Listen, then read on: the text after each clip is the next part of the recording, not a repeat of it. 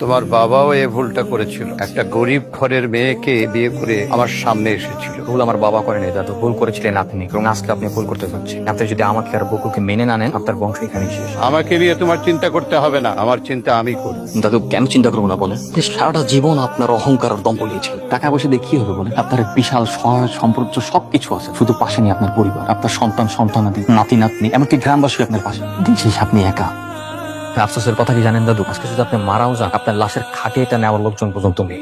এই গ্রামবাসী কি আপনি দিনের পর দিন চড়া সুদের ফাঁদে ফেলে রক্ত চুষে তাদের কাছ থেকে টাকা নিয়েছে। দাদু মানুষ একবার ভুল করে, আপনি একই ভুল বারবার করছেন। সমস্যা নেই, আমাদেরকে মেনে নিতে হবে না, আমরা চলে যাচ্ছি। আপনি থাকেন, আপনি আপনার অহংকার দাম্ভিকতা নিয়ে। বকুল চলো। দাঁড়াও, তোমরা কোথাও যাবে না। এক ভুল আমি দ্বিতীয়বার করতে চাই না। আজ থেকে তোরা এখানেই থাকবি। ফারুক, ভাই, কাজীকে খবর দে, আকবর আলীর বউকে খবর দে, আমার বড় ছেলেকে খবর দে। আমার দাদু ভাইয়ের বিয়ে আজকে হবে, এখানেই হবে।